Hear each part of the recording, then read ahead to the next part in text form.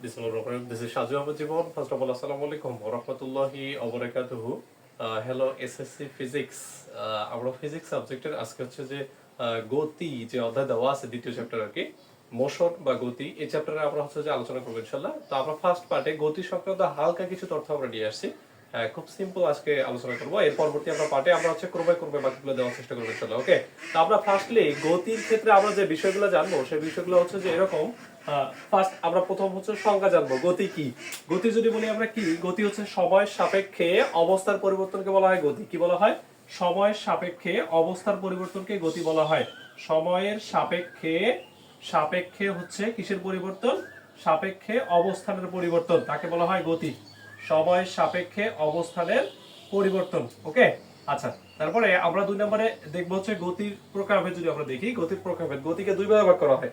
একটা হচ্ছে পরম গতি, একটা স্থিতি গতি। একটা পরম গতি আর একটা হচ্ছে যে স্থিতি গতি। পরম গতি বলতে কোনটা? পরম গতি মানে হচ্ছে যে বস্তুর নিজস্ব গতি আর কি, প্রকৃত গতি। ঠিক আছে, বস্তুর প্রকৃত গতি। আচ্ছা দুঃখিত, এটা স্থিতি না, পরম গতি। আর এটা হচ্ছে আপেক্ষিক গতি। আপেক্ষিক। ওকে, পরম গতিটা হচ্ছে যে প্রকৃত গতি, আর আপেক্ষিক মানে হচ্ছে একটার সাপেক্ষে আরেকটার গতি। একটার সাপেক্ষে আরেকটির গতি আর কি, তাকে বলা হয় আপেক্ষিক গতি। সাপেক্ষে অন্যটির গতি তাকে বলা হয় আপেক্ষিক গতি। আচ্ছা, গতির আরো কিছু প্রকারভেদ দেওয়া আছে বইয়ের মধ্যে আর কি। তা আমরা গতির প্রকারভেদের মধ্যে আরো পাবো, যেমন হচ্ছে যে কিছু প্রকারভেদ দেওয়া আছে। কি বলে, সরলরৈখিক গতি আছে।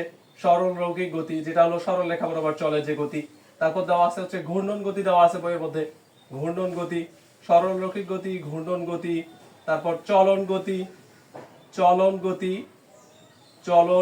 তারপর আছে হচ্ছে যে পর্যাপিত গতি, আর একটা হলো স্পন্দন গতি। পর্যাপিত গতি আর হলো স্পন্দন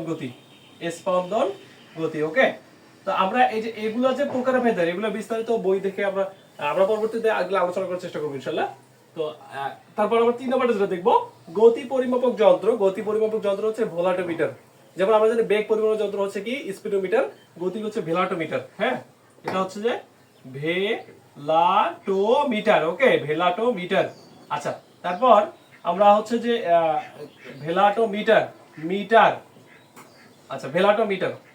তারপর গতির আমরা কিছু সমীকরণ দেখবো। আমরা গতির সমীকরণ মনে রাখার সাথে আমি এখানে 5টা কথা দিছি। এই 5টা জিনিসের সমন্বয়ে গতির বিভিন্ন সমীকরণ পাওয়া যায়। সোবেট একটা কথা।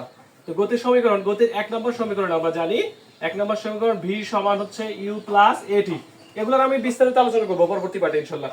গতির 2 নম্বর সমীকরণ আমরা জানি s সমান u plus v divided 2 into t। গতির 3 নম্বর সমীকরণ s সমান ut plus half at square. ঠিক আছে, হাফ at স্কয়ার। 4 নম্বর সমীকরণ আমরা জানি v স্কয়ার সমান হচ্ছে u square plus twice s। এই যে গতির যে 4টা সমীকরণ দেওয়া আছে, এগুলোর মানে প্রতিপাদনগুলো পরবর্তী পাঠে আমরা আনার চেষ্টা করব ইনশাআল্লাহ। ওকে, পার্ট বাই পার্ট আর কি। তারপর আরেকটা সমীকরণ আমরা জানি সমবেগের ক্ষেত্রে s সমান সমান vt অথবা v সমান সমান s ভাগ t। আমরা এই জিনিসগুলো মনে রাখার চেষ্টা করব ফার্স্ট পার্টে। Thanks for watching. আসসালামু আলাইকুম।